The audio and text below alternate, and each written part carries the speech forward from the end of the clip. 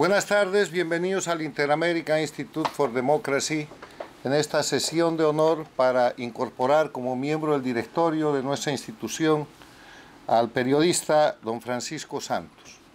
Saludo al presidente del Instituto, Tomás Regalado, que preside el evento, y están presentes miembros de nuestro consejo y de nuestro directorio, el embajador Armando Valladares, don Enrique Aristigueta Gramco, el doctor Marcel Feró, el doctor Rodrigo Arboleda, el doctor Ricardo Israel, la doctora Beatrice Rangel, y esperamos el pronto arribo de nuestro querido amigo, el expresidente del Instituto, don Carlos Alberto Montaner. Quiero explicar a manera de introducción cómo trabaja el Inter-American Institute for Democracy y cuál es la importancia de la incorporación hoy día como miembro de nuestro directorio de don Francisco Santos, que como ya lo dirán en la presentación, es un periodista colombiano que ha sido vicepresidente de Colombia en la gestión del presidente Álvaro Uribe Vélez y después ha sido embajador de su país. Tiene un larguísimo currículum, pero es sobre todo un luchador por la libertad y por la democracia. Es un periodista de investigación y es un hombre que trabaja a favor de los derechos humanos de todos los ciudadanos de su país, de la región, de las Américas y del mundo. El Inter-American Institute for Democracy tiene una estructura en la cual posee en el más alto nivel un consejo que está presidido por, en este momento por el periodista Tomás Regalado. Ese consejo está integrado por gente notable de toda la región de las Américas. Voy a citar algunos nombres: Guillermo Lustó en la Argentina, Enrique Gersi en el Perú, Osvaldo Hurtado en el Ecuador, el embajador Armando Valladares y Carlos Alberto Montaner aquí, el embajador Jim Kayson y el ex alcalde de Coral Gables, Raúl Valdés Fauli, y una cantidad importante de personalidades de la región que nos honran con su consejo, con su asesoramiento, con su guía, y que pueden participar en el momento y participan en el momento que ellos desean de las actividades del instituto. En el nivel ejecutivo tenemos un directorio que está a cargo de un director ejecutivo, en este caso mi persona, que integra un directorio de 15 a 17 miembros, donde tenemos personas de lo más notables que son básicamente voluntarios para trabajar en temas que hacen a los 4 principios que nosotros defendemos: los principios de libertad, derechos humanos, institucionalidad y democracia. Acaba de llegar nuestro expresidente Carlos Alberto Montaner. Por favor, Carlos Alberto, aquí te tenemos un sitio de honor. Asiento, bienvenido. Gracias. Querido Carlos. ¿Cuánto se demora esto? ¿Una hora? Sí, menos. Hemos acabado en una hora. Sí, sí. ¿Me lo dejas ya? Sí. Gracias. Oye, ay, cuidado con él. Perfecto. Damos la bienvenida a nuestro expresidente y miembro del Consejo, el periodista y escritor Carlos Alberto Montaner. Le estaba explicando que debajo de la instancia de nuestro consejo, que está integrado por personalidades como Carlos Alberto, tenemos un directorio, un board, que es la organización ejecutiva donde voluntarios trabajamos para llevar adelante el cumplimiento y la defensa y la promoción de los principios del instituto, que son la libertad, la democracia, los derechos humanos y la institucionalidad. Eso trabaja con comités. Les voy a citar algunos ejemplos. El Comité de Derechos Humanos, que está integrado por el embajador Valladares y por el doctor Marcel Feró, que han hecho grandes trabajos para liberar presos políticos, por ejemplo, en la dictadura de Correa en el Ecuador.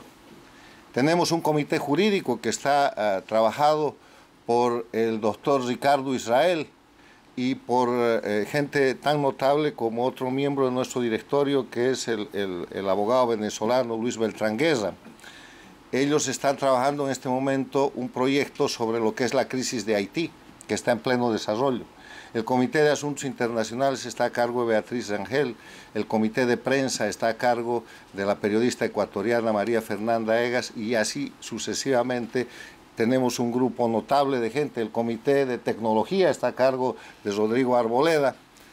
Y hoy día se va a incorporar a ese directorio, como miembro del directorio, el periodista Pacho Santos, Francisco Santos, que nos ha pedido trabajar en los temas de lo que es la amenaza de Rusia, de China y de Irán en las Américas, cosa que nos parece extraordinaria para aportar a la consolidación y al crecimiento de los trabajos que hacemos en el Instituto.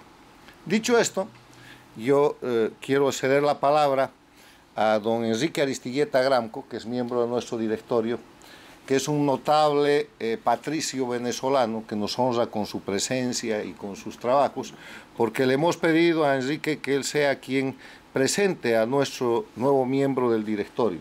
Después vamos a tener la exposición de Francisco Santos, Geopolítica en América Latina, la batalla por las libertades políticas y económicas.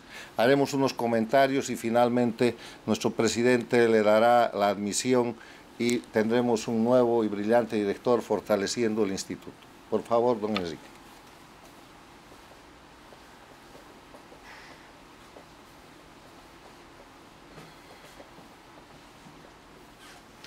Bueno, vamos a ver. Una chuleta. Bueno, queridos colegas del directorio, me dirijo también en forma especial a todos los oyentes y videntes, que pienso que lo que está pasando aquí se está viendo. Lo que está pasando acá se debe estar viendo y oyendo en muchas partes, en muchos hogares. El doctor Sánchez Berzaín, sin saberlo, me ha hecho un gran regalo de cumpleaños adelantado. Dentro de pocas semanas yo cumplo años. No le voy a decir cuántas semanas ni cuántos años, pero...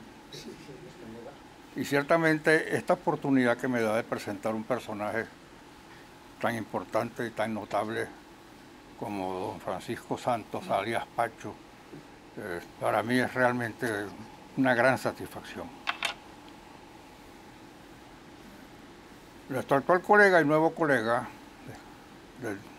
del instituto, bueno, es bogotano, si no estoy equivocado,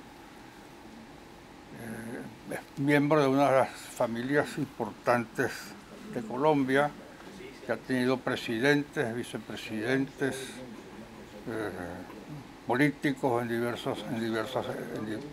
diversas oportunidades, medios de comunicación, una de las familias importantes de Colombia a través de los años y del tiempo que lleva la República de Colombia.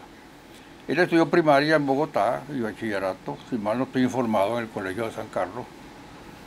Y hizo cursó estudios de secundaria en su especialidad, que es el periodismo, en la Universidad de Kansas y en la Universidad de Austin, en el estado de Texas. Estuvo nominado al premio María Moore Cabot, es periodista, es político.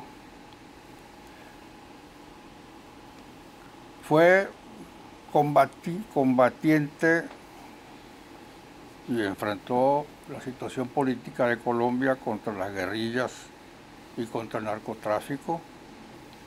Ha estado siempre en la brecha, nunca escurriendo el bulto, por eso fue secuestrado por el narcotráfico, dirigido en aquella época por Pablo Escobar. Estamos hablando de 1990. En 1991 fundó, una vez liberado, fundó una ONG llamado País Libre, y él fundó en 1999 el movimiento político No Más. También fundó un movimiento que se llamó Apagón Nacional en el año 2000. Amenazado de muerte por las FARC, a las que ha combatido ardientemente a lo largo de toda la historia reciente, tuvo que viajar a España exilado, pero regresó a Colombia Y en el año 2002 a 2010 tuvieron la suerte los colombianos de tenerlo como vicepresidente de la República, acompañando al presidente Álvaro Uribe. Fue candidato a la alcaldía de Bogotá, no ganó la alcaldía, pero contribuyó a que hubiera una mayoría seria, democrática, en el Consejo de la ciudad. Y desde entonces pues ha estado en la oposición frontal, se opuso al proceso de pacificación, pero se puso con cuerpo y alma al falso proceso de pacificación que dirigió su primo, el exministro Santos y expresidente Santos, y que terminó pues con más bien un favor que le hicieron a la guerrilla colombiana.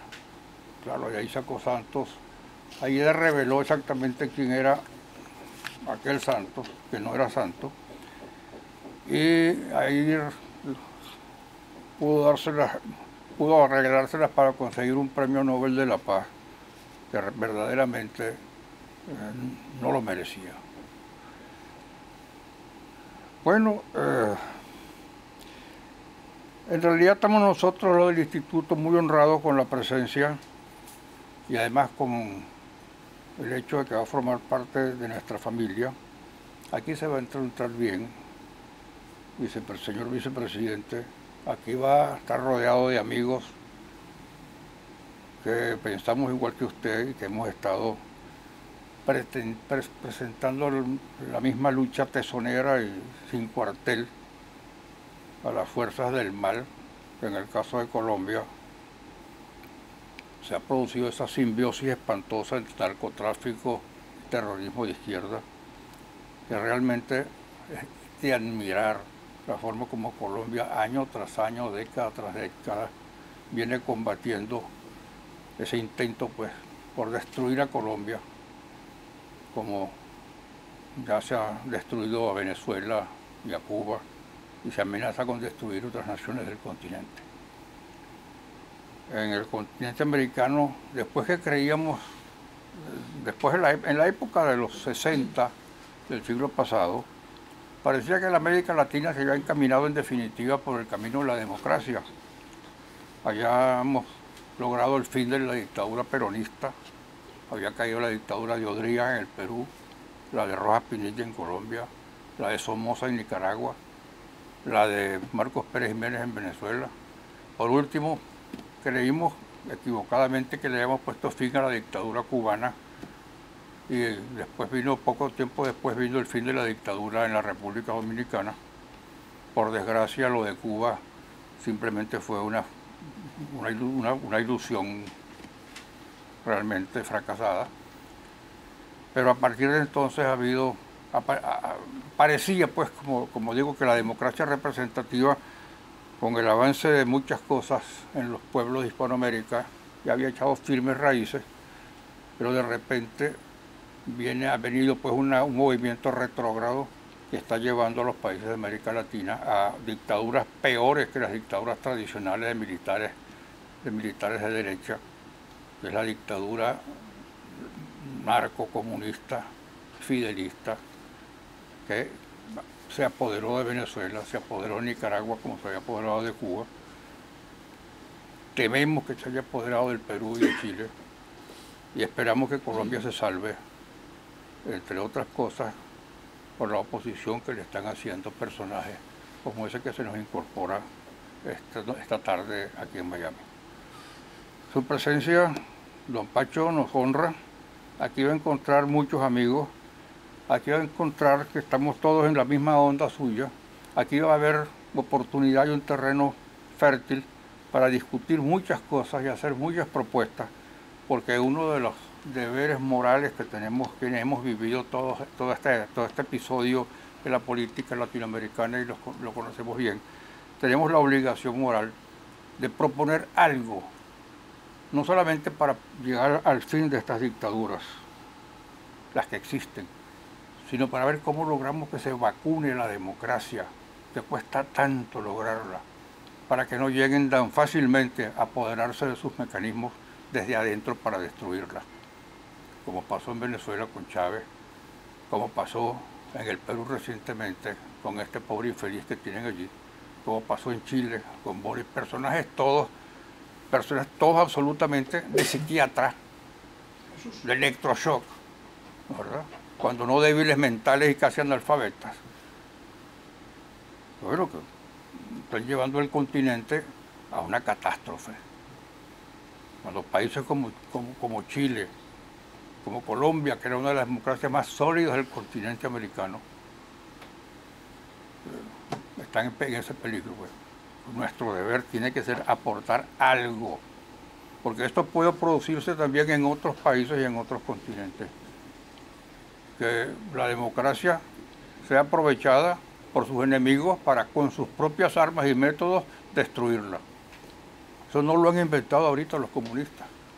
Eso lo inventó Adolfo Hitler en Alemania en 1933, cuando después fracasara en el 99 en un golpe de Estado fallido, digo, bueno, ahora yo, si no puedo llegar a destruir la democracia desde afuera, la voy a destruir desde adentro, y lo logró. Y lo logró. Y así lo están logrando en América Latina con nuestras democracias que no son tan sólidas como fueron las democracias europeas. Yo me alegro, me regocijo de que un personaje como el que hoy se incorpora a nuestro grupo lo haya hecho. Va a ser un aporte muy grande. Yo creo que tenemos, repito, la obligación de empezar a pensar un poco, a producir mentalmente y dejar por escrito lo que podamos para consolidar la democracia, primero para erradicar el mal que ya está tomando cuerpo y luego para impedir que utilizando sus métodos lleguen al fin propuesto, que es establecer la narcodictadura de pseudo izquierda en el continente americano. Nos lo agradecerán. Lo que hagamos aquí nos lo van a agradecer las futuras generaciones. Sobre todo si, como yo creo, podemos tener éxito en esas lucubraciones y en esos consejos que podemos dar. Don Pancho, bienvenido. Aquí está entre amigos. Aquí tienen entre gente que es dura frente al comunismo, que es dura frente a los enemigos de la democracia. Usted francamente viene a ayudarnos en eso y nosotros lo vamos a ayudar a usted. Usted viene con esa mente llena de ideas. Gracias. Y gracias. Gracias. Muchas gracias a don Enrique Aristigueta Gramco. Ustedes saben que el Inter-American Institute for Democracy busca integrar en su trabajo los aspectos académicos de la ciencia política con la práctica política y con la realidad objetiva. Por eso estamos nosotros integrados por académicos, por políticos, por empresarios, por obreros, por hombres y mujeres de América Latina que creen en la libertad, la democracia, los derechos humanos y la institucionalidad. En ese sentido, forma parte de nuestra tradición que cualquier nuevo miembro que se incorpore al directorio o al consejo del instituto presente un trabajo académico con una propuesta que tenga que ver con los objetivos y con los fundamentos del instituto. Y el trabajo que ha preparado el nuevo miembro de nuestro directorio, don Francisco Santos, se llama Geopolítica en América Latina, la batalla por las libertades políticas y económicas. Honrados en escucharte, Francisco.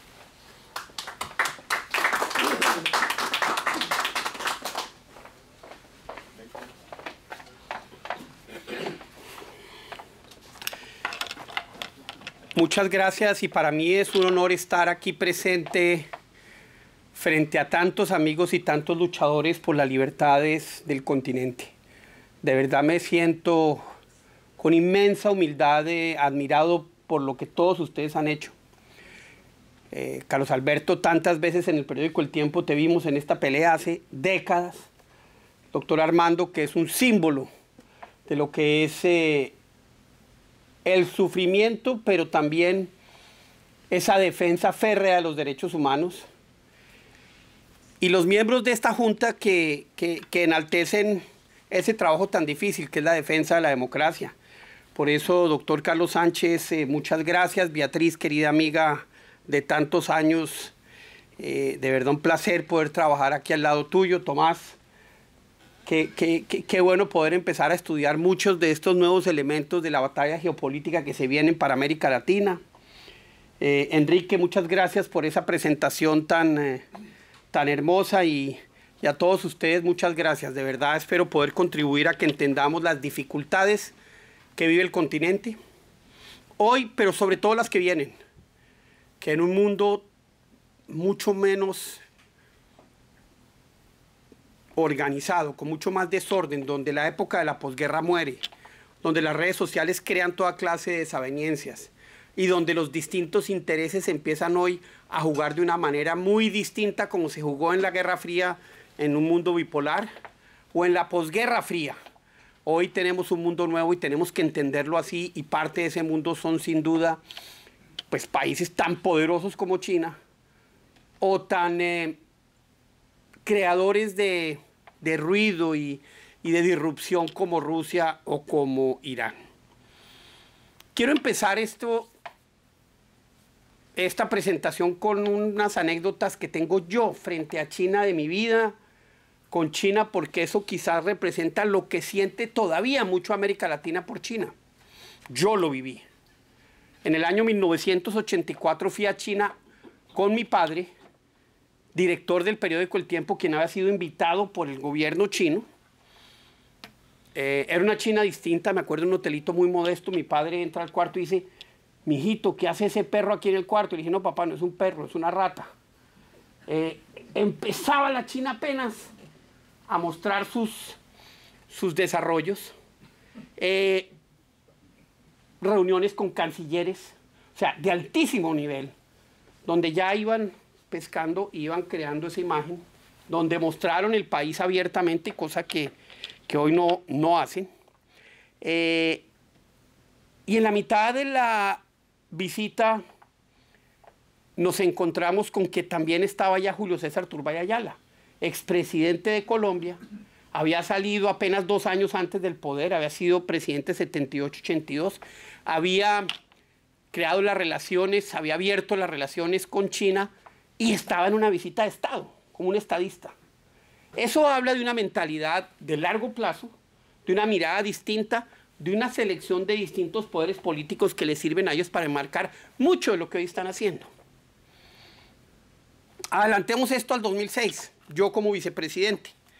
Voy en visita oficial, me recibe Wen Jiabao, quien era el jefe de gobierno y vicepresidente del... una visita de Estado absolutamente increíble, con todos los, digamos, con todas las prebendas que los chinos saben hacer y saben hacer muy bien. Y me acuerdo que arrancamos a trabajar varias cosas. Una, yo me comprometí y quité la visa a los chinos. Y le quitamos la visa a los chinos, y recuerdo que un año después me dice el director de Migración: mire, doctor Santos, yo sé que hicimos esto, pero han entrado 100 y pucha mil chinos a Colombia, todos cruzan por la frontera, venían sin visa de España y después a Colombia y salían. Me dijo: pero se está creando un problema, y nos tocó volverla a poner poquísimo tiempo después. Pero esa imagen de esa nueva China, donde ya no era ese hotelito en la Avenida de la Paz Eterna, sino una metrópolis. En poco más de 30 años, Shanghái pasó de ser un pueblo a ser lo que es hoy en día. Veía uno ya todo ese poder y uno entendía: esto es un nuevo escenario económico en el que Colombia tiene que estar. Firmamos acuerdos para crear institutos Confucio, etcétera, etcétera. 2 años después, Xi Jinping llega a China, a Colombia. 3 años, 2009. Era su primer viaje al exterior ya como vicepresidente, ellos los forman. Yo lo recibí en Cartagena. Su avión era un avión gigante, y me acuerdo que el avión en que yo llegué eso parecía de juguete.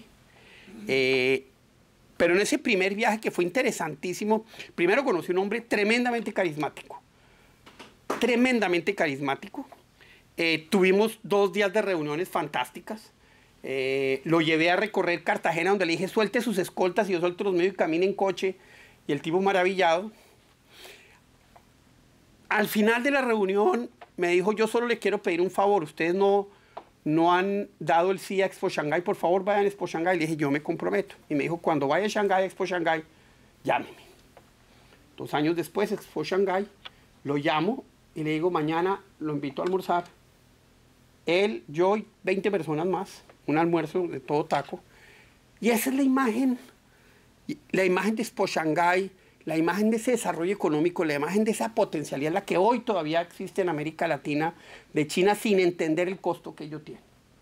Lo que yo les estoy diciendo que China, la impresión que yo tuve en el 2010 y que hoy es totalmente distinta, es la que hoy tiene gran parte de América Latina de China. Por eso quería empezar con estas anécdotas, porque el debate sobre el costo de las inversiones de China es un debate que no se da en la región. El debate sobre a qué viene amarrado todo lo que China ofrece no es algo que tenga una discusión pública.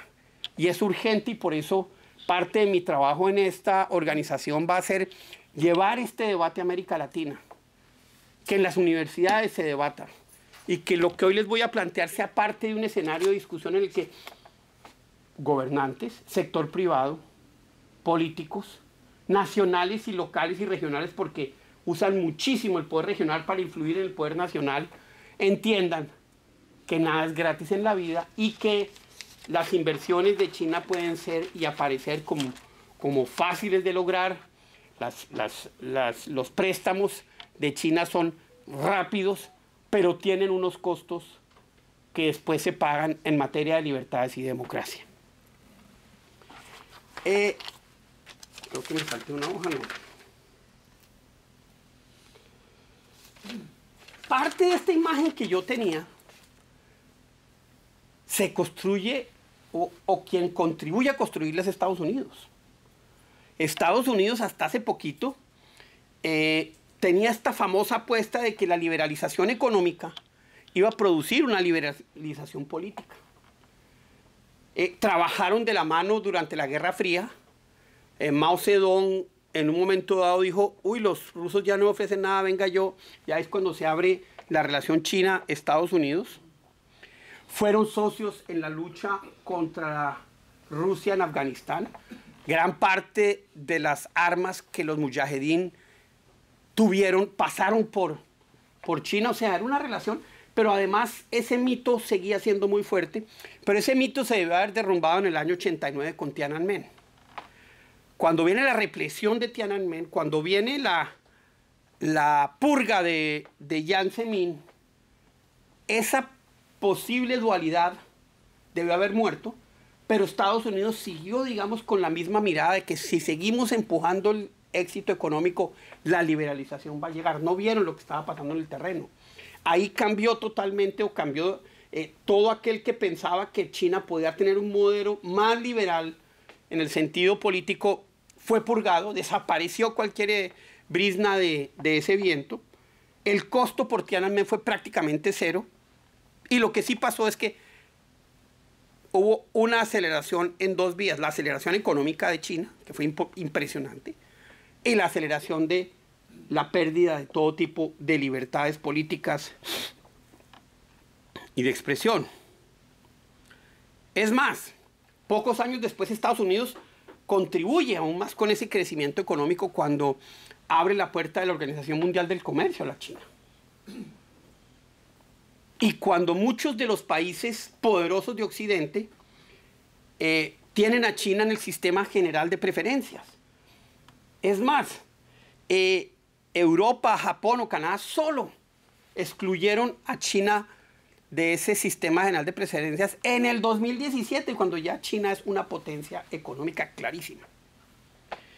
Este crecimiento exponencial, este desarrollo brutal le permite a China empezar a ejercer influencia poco a poco en las distintas regiones. Empezó por África y a partir del año 90, poco a poco, fue abriendo sus brazos y empezó a tener esta injerencia, esta influencia, porque si de algo se precia, y creo que es algo que está cambiando la China, es que dice, A nosotros no nos importa el modelo económico, político, no nos interesa cambiar los modelos políticos desde que a nosotros nos respeten. Esa es, digamos, parte esencial de la ideología que ellos han planteado, pero creo que cuando vemos lo que están haciendo, empieza a haber unas fisuras en esa mirada hacia la independencia y soberanía política de los países que ya empieza a ser evidente. En esos 10 años, entre el 90 y el 2000, empiezan a soltar créditos por todo el mundo. Empiezan a financiar obras por todo el mundo, obras que después son impagables. Y el gran ejemplo que tenemos es el puerto de Sri Lanka, que hoy China es dueño de ellas, le tuvo que apropiarse porque Sri Lanka nunca tuvo con qué pagarlo.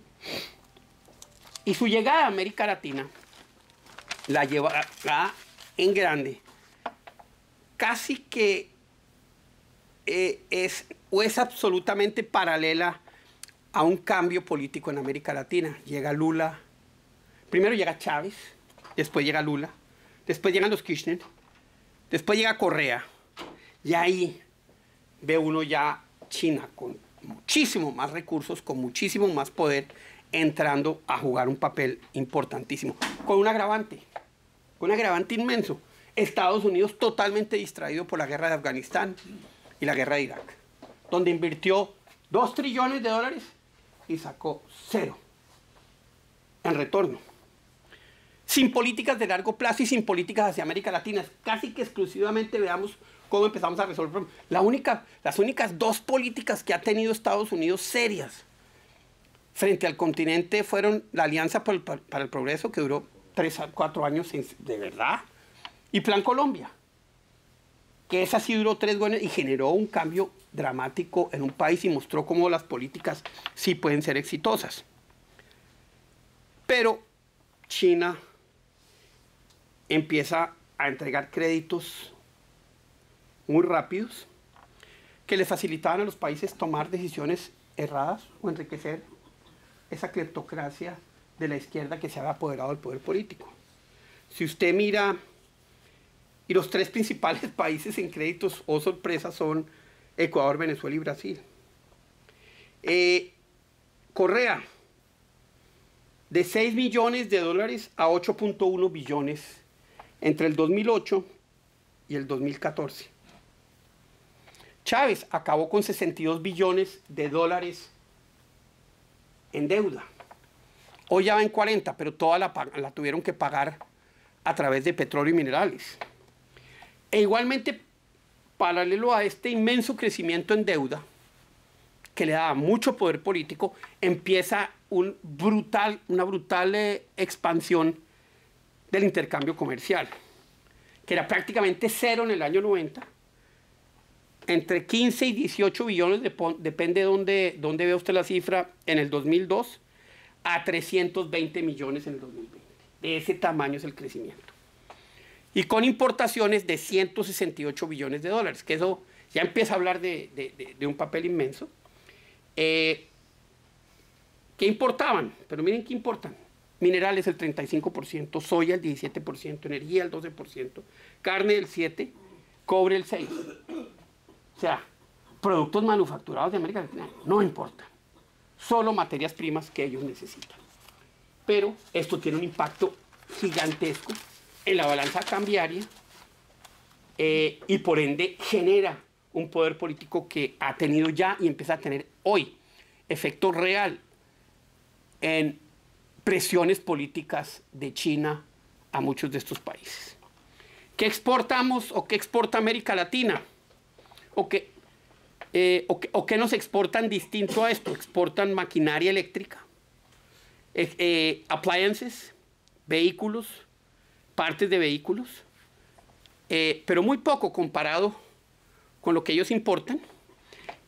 Hoy Chile, Costa Rica y Perú tienen tratados de libre comercio con una economía que no es libre. A Colombia le ofrecieron negociar un tratado de libre comercio y Colombia dijo, no, nosotros no lo negociamos porque usted no es una economía de libre mercado, no es. El 90% de las empresas chinas que están en Fortune 500, el Estado es el dueño de más del 50% del capital o de las acciones. Entonces, eso no es una economía libre que opere con las mismas condiciones con las que operan empresas acá o en Colombia. Por eso, estando en Washington como embajador, con un experto mexicano en intercambio comercial, me dijo una frase que identifica cómo es la posibilidad de hacer negocios o de tener una apertura económica con China. Me dijo, China es un espejismo de libre comercio. China lo único que hace es importar lo que no produce y evitar que otros países compitan en esa economía de 1.3 billones de personas con algo que no los beneficie. Las inversiones, además de todo, empezaron a llegar, inversión directa. Entre el 2005 y el 2021, 140 billones. En la economía extractiva, en energía 59, minería el 24. Pero empiezan también a cambiar. Ya en los últimos 6 años, empiezan a invertir en infraestructura. 66 billones. En energía, la mitad. En transporte, el 30%. Están comprando líneas de energía en Chile. Están comprando puertos. Están comprando trenes. Van a hacer hacer y operar el metro de Bogotá durante 25 años. Además de tener ya un pedazo importantísimo de la importación de las materias primas que América Latina produce, están comprando la infraestructura para sacarla y la energía para producir o transformarla. O sea, están pensando no en hoy, sino en 20, 30, 40 años. La gran conclusión es que hoy China, el poder de China es similar al de Estados Unidos. No podemos decir que no es así. En la región. Miremos lo que pasó con las vacunas, porque es que creo que también es importante entender cómo China tiene una capacidad de actuar mucho más rápido. El gran fracaso de la diplomacia de vacunas de Estados Unidos en esta pandemia fue brutal. China regalaba aquí, regalaba allá, entregaba aquí, entregaba allá. Yo recuerdo como embajador diciéndole a Bob Menéndez, por amor a Dios, porque en el gobierno no paraban bolas, dígale a su gobierno que regale vacunas. Y finalmente, bueno, al principio le regalaron a México y a Canadá, que no son propiamente las que los necesitan, pero para el resto de América Latina llegó mucho tiempo después, cuando ya esa vacuna o esa diplomacia sanitaria o esa batalla se había perdido. China, su efecto en estos primeros 40 años ha sido mucho ese poder suave, pero que tiene un costo tremendo. Y eso ya empieza a cambiar. Les quiero dar tres ejemplos nomás de cómo pasan ya ese poder duro. El primero es Ecuador.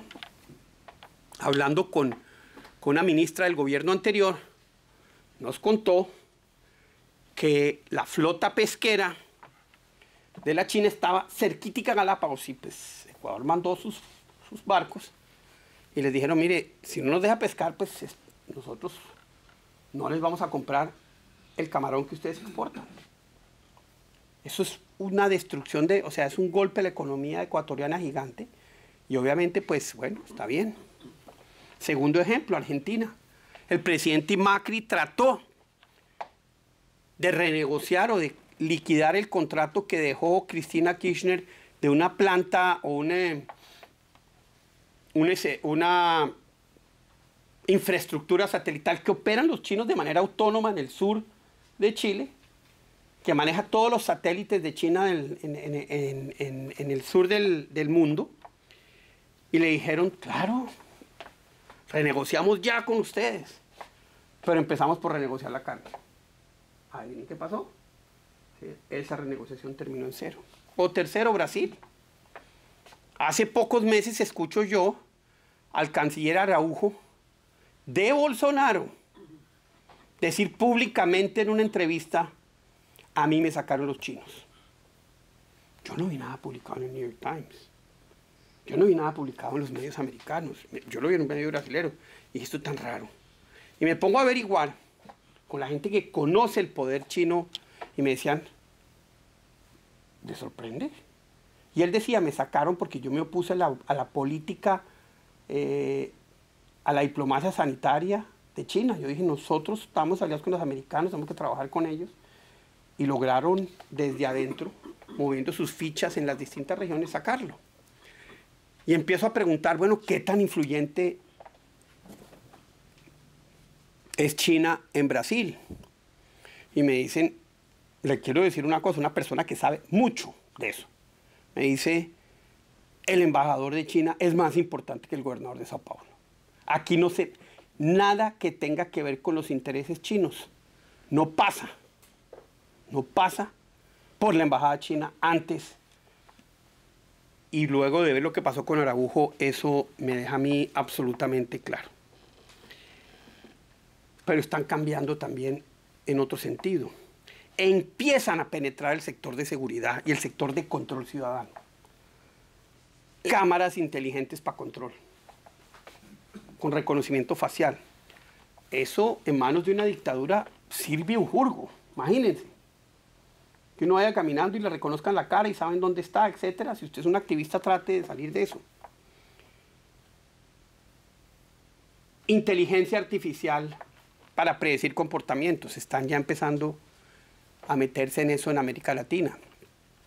En Venezuela muchos de los radares que le vendieron para la frontera son chinos. En Ecuador me estaban diciendo que también, pero que no les funcionaron.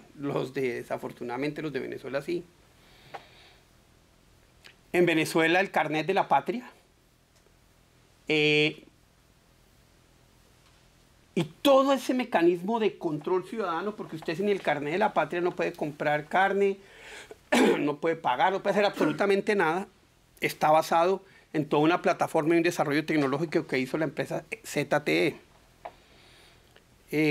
Ecuador 911 y en Bolivia tienen unos mecanismos y les entregaron unos mecanismos que facilitan espionaje, en fin.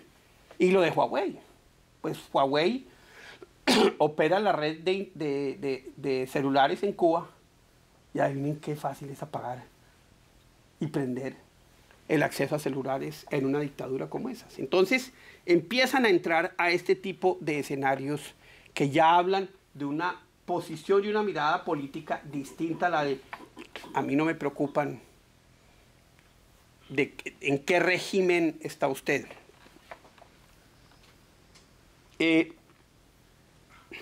Esto cambia. Y por eso, y es que esto apenas está empezando, esto cambia con Trump. El presidente Biden, el presidente Obama empieza y crea el TPP, que tenía unas características para blindarse de China. No fue aprobado, pero esta mirada liberal de China termina realmente es con el presidente Trump, que dice un minutico, usted es nuestro gran rival, vamos a empezar a mirar las cosas acá. Y eso se ha mantenido con el presidente Biden. Y esto enmarcado con la guerra de Ucrania, estoy seguro que va a tener muchos efectos, pero todavía no sabemos cuáles son. Uno, y los positivos en términos del poder económico, ¿será que todo lo que pasó con Rusia disuade a China? ¿Toda esa salida de empresas americanas va a disuadirlo? Lo que sí es cierto es que todo el tema logístico está empezando a generar ya un cambio y muchas empresas están pensando en nearshoring, están pensando en cambiar o tener por lo menos un pie en otras regiones y no simplemente estar en la China. Pero también esa es una responsabilidad de América Latina, porque América Latina a veces le hace imposible las condiciones a muchas de las empresas. Si nosotros no adaptamos todo nuestro desarrollo y nuestras políticas, pues esas empresas no van a llegar. Habrá un decoupling de las economías. ¿Podrán muchas de estas empresas dejar un mercado de 1.3 billones? Bueno, es de pronto quizás el escenario más positivo. El escenario negativo es una competencia militar mucho más agresiva. Yo soy de los que creo, y creo que aquí hay que hacer investigación, que cuando yo era embajador, el entonces presidente de El Salvador estaba haciendo una negociación con China para un puerto muy importante y de fácil transformación en puerto naval de aguas profundas. En una guerra entre China y Taiwán, Estados Unidos necesita distraer la fuerza naval americana. Y generar esa distracción en América es la mejor manera de quitarle recursos que ellos puedan utilizar en un posible escenario de esa naturaleza. Yo soy muy pesimista y yo creo que antes de 10 años vamos a tener una base naval china en el continente. La agresividad económica. Vamos a ver una agresividad económica aún mayor. Desde el 2015, 2016 han empezado a reducir porque pues Chávez le resultó chimbo y Maduro peor. No les pagaron, les tocó a la fuerza y todavía les deben más de los 62 billones, todavía les deben más de 20 billones. Se han dado cuenta y los chinos en eso pues prestan plata fácil pero no la regalan. Que estas dictaduras son pésimas pagas, estas dictaduras de izquierda. Pero la agresividad económica sí se ve. Yo la veo en Colombia, empresas chinas entrando. Y a mí me pasó una empresa china en el 2016. Me dijo, queremos que nos representen unos grandes consorcios chinos. Dije, claro, yo los represento. Lo único que yo les pido es que no hay gobierno a gobierno y ustedes se someten a licitaciones. Y licitaciones públicas y con total transparencia, etcétera, etcétera, para que ustedes compitan con otras empresas. Me dijeron, no, así no nos sirve. Y dije, bueno, a mí tampoco. Pero muchas empresas están entrando en la región y en Colombia, muchas más. Vemos con estos temas que va a haber un cambio de paradigma político. Yo ciertamente creo que sí. Creo que el tema de irrupción de democracias se va a ver más a corto que a mediano, sí, a corto que a mediano plazo. Entonces, ese es como el escenario de China que queremos investigar y que yo quiero seguir investigando. Ese es, digamos, a grandes plazos, un borrador de lo que ha pasado en la región. Veamos un poquito Rusia e Irán, que tienen dos características similares. Son disruptores oportunistas, no tienen nada que aportar en términos económicos ni políticos, sí en disrupción, y tienen un enemigo común que es Estados Unidos y quieren utilizar la región para apretar a Estados Unidos. Todos conocemos la historia, el doctor Montaner y el doctor Armando mejor que nadie, de la Unión Soviética, de Cuba, del apoyo a las guerrillas en los 60s, en los 70s, en los 80s, de la combinación de las formas de lucha, pero apoyo generalizado. De los partidos comunistas legales con una pata en la ilegalidad también, que después se convirtieron en parte, y eso es importantísimo entender esa combinación de las formas de lucha, porque es desde ahí de donde sale la organización de los paros del 2019, de ese tipo de organización.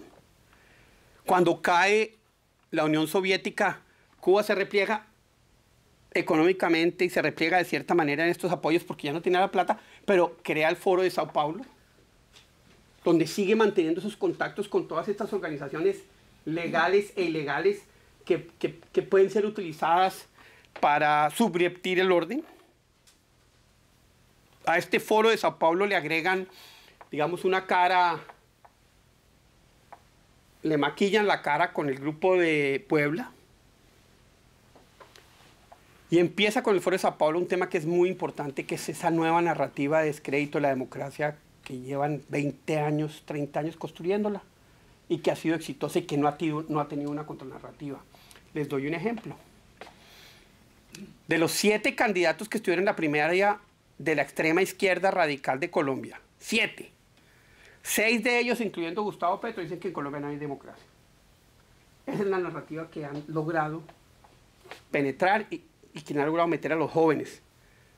Yo he escuchado en Colombia a jóvenes decir, es que estamos peor que Venezuela.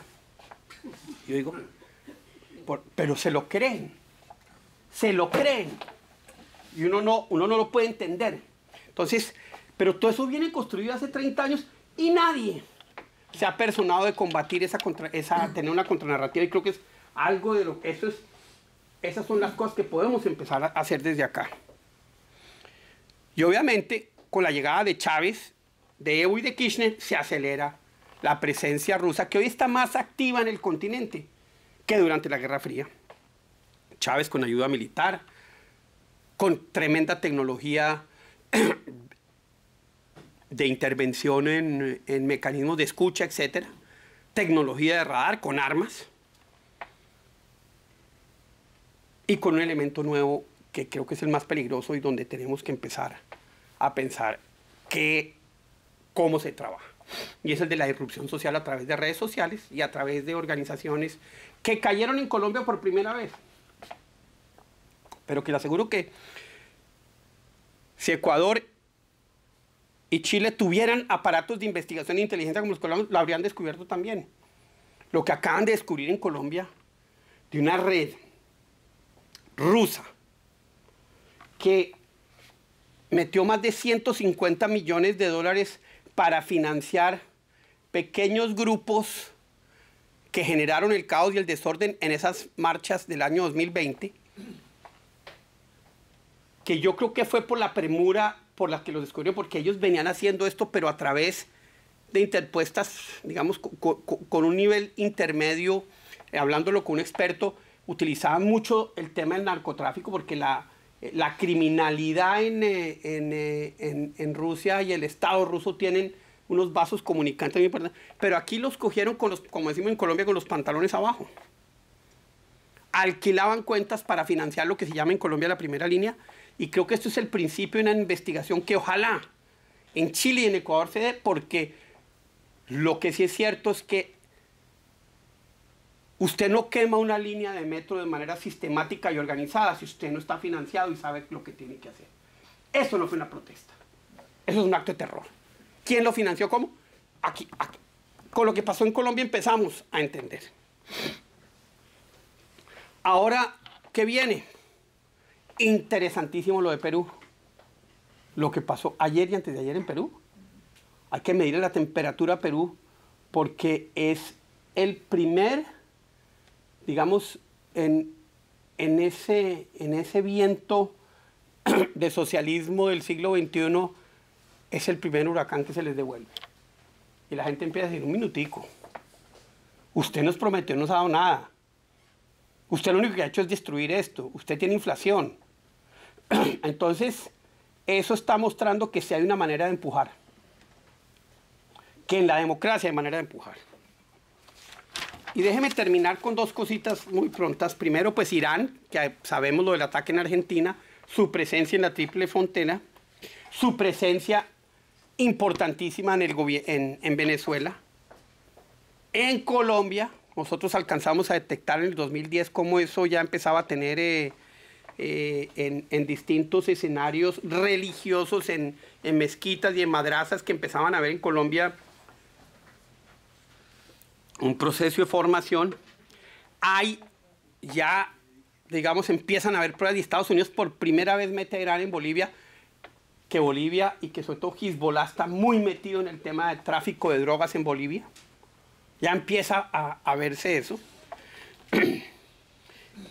Y lo que uno ve ya en Irán es que ¿para qué es bueno Irán? Para guerra asimétrica. Son expertos. Pues son los únicos que le han puesto, digamos, que han combatido casi que de la misma manera con Israel a través de una guerra asimétrica. Ahorita en el Golfo Pérsico hay una guerra de drones impresionante. Guerra de drones. Y esta tecnología la empiezan a ellos a entregar. El atentado que hubo, bueno, primero contra Aramco, con un dron desde Irán, y el atentado que hubo en Abu Dhabi, que salió desde Djibouti con tecnología iraní, habla ya de una manera de guerra asimétrica del siglo XXI que estoy seguro vamos a tener en América Latina pronto, y el país que debe estar asumiendo ya estas competencias es Venezuela. ¿Cómo nos vamos a defender de eso? Esos son los temas que tenemos que investigar. Bueno, ¿y Estados Unidos qué? Lo primero es que tiene que dejar de vernos como problemas y vernos como socios. No nos ha visto como socios nunca. Y les habla el embajador de uno de los países que ha sido el más cercano a Estados Unidos. Y yo le agradezco a Estados Unidos Plan Colombia y agradezco todo lo que hicieron, porque de verdad fueron una parte importante de cómo salimos de los problemas que tuvimos. Obviamente, Colombia puso el 90% de los recursos de Plan Colombia. Colombia, la institucionalidad funcionó y creo que hay unas lecciones para aprender. Pero usted ve el discurso de Estados Unidos y de toda la burocracia de relaciones internacionales y Y entonces no, el lío es narcotráfico o el lío es migración. Punto. Punto. No están viendo todo el potencial. Entonces, lo primero es que Estados Unidos empiece a entender que tiene un continente que está en juego. Ahí van despacio, no con la urgencia que tienen, y creo que la distracción de Ucrania va a evitar que exista esa mirada. Me he enterado que uno de los temas más importantes del Summit de las Américas va a ser la inclusión, un poco todo el discurso woke de acá, sin entender que América Latina es totalmente distinto. Y cuando hay otras prioridades, pero bueno. Entonces lo primero es que entiendan, nos vean de una manera distinta. ¿Podrán hacerlo? No sé. ¿Será que necesitamos un presidente latino para que entiendan un poco? No sé. Pero tienen que vernos como socios. Lo primero que tienen que abordar es una política de migración distinta. Ayer estaba en Taco Bell, mi restaurante favorito de Estados Unidos, y estaba cerrado. Es la tercera vez que me pasa en los últimos 3 meses. No hay personal. Entonces, solo 4 personas trabajando por, ¿cómo se llama? Por amor a Dios. Ahí hay una manera de diseñar un mecanismo de envío, de entrenamiento, de recursos, que puede convertirse en una válvula de escape para América Latina, pero hay que manejarla de manera inteligente. En ese lío político que hoy tiene Estados Unidos, no sé si eso será posible. Lo segundo, una política económica súper abierta. Necesitamos un plan Marshall, pero no de ayuda, porque la ayuda no resuelve nada. De comercio, de inversión. ¿Se imagina Estados Unidos diciéndole, si usted invierte en América Latina tiene un 20% de tax exemption, lo que podría pasar simplemente con una fórmula de esas? Pero hay que pensar y ser así de creativos. Y necesitamos una política de seguridad integral en América Latina, donde Estados Unidos sea el norte y que nos ayude a trabajar estas guerras asimétricas que hoy vemos. Desafortunadamente hoy a veces Estados Unidos lo que va es a decirle a los países, ustedes son todos corruptos, ustedes son todos violadores de derechos humanos sin hacer ninguna inclusión. O sea, lo que pasó al principio de esta administración en Guatemala, que los mismos embajadores me dijeron, mire, por Dios, así tratan a los amigos en Guatemala, en El Salvador, en Honduras, aquí Estados Unidos tiene que empezar a sofisticar el discurso y entender que hay una narrativa nueva, que hay que construir una narrativa nueva, y que de verdad Estados Unidos, Rusia e Irán son una amenaza brutal a la democracia en el continente. Que si ellos no se percatan de esto, es posible que los demócratas de América Latina seamos como los dinosaurios, una vía en extinción. Muchas gracias.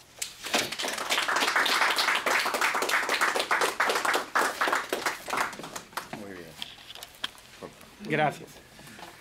Brillante exposición de nuestro nuevo miembro del directorio del Inter-American Institute for Democracy, el periodista Francisco Santos.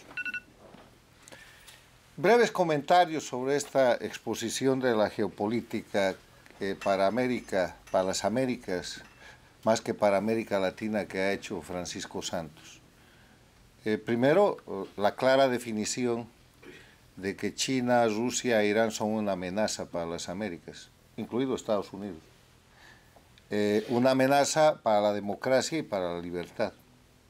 Una reafirmación del concepto ya repetido, extendido y aceptado, de que el eje de confrontación en el siglo XXI no es ideológico, es libertad contra el oprobio, es la democracia atacada por las dictaduras de China, Rusia y la dictadura teocrática de Irán, que son los aliados, porque tienen los mismos pecados, los mismos crímenes, las mismas prácticas de las dictaduras del castrochavismo, lideradas por Cuba e integradas por Venezuela, Bolivia y Nicaragua.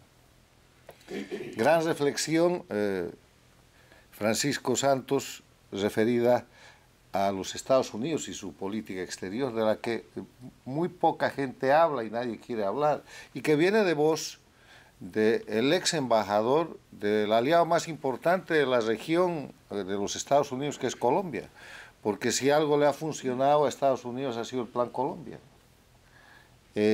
Hay países que reclaman planes Colombia para otros países que están en crisis. Le hubiera encantado un Plan Colombia a Venezuela en determinado momento, pero hubo uno solo y tuvo éxito. Y los resultados de ese Plan Colombia todavía permanecen en el vigor institucional que, pese a todas las barbaridades que se han cometido contra Colombia desde dentro y desde fuera con presiones orquestadas, transnacionales de agresión a Colombia, y desde dentro con traiciones, como la que ha cometido el gobierno del expresidente Santos, no este vicepresidente, sino el otro, con los llamados tratados de paz de La Habana y la incorporación del crimen organizado a la política en Colombia. Grandes reflexiones y grandes desafíos sobre los que esperamos poder trabajar desde el Instituto. Vamos a proceder a organizar esta misma semana el comité de trabajo sobre China, Rusia e Irán para las Américas, presidido por Francisco Santos en el Inter-American Institute for Democracy, elaborando una agenda que sale de esta exposición del día de hoy y buscando más voluntarios, más expertos en los Estados Unidos y en América Latina para empezar a ponerle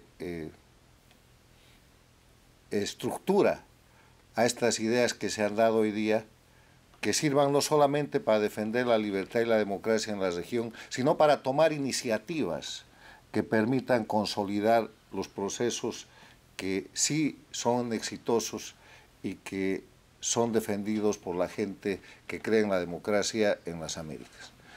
Dicho esto, voy a ceder la palabra a nuestro presidente para que proceda a darle la admisión a nuestro nuevo director.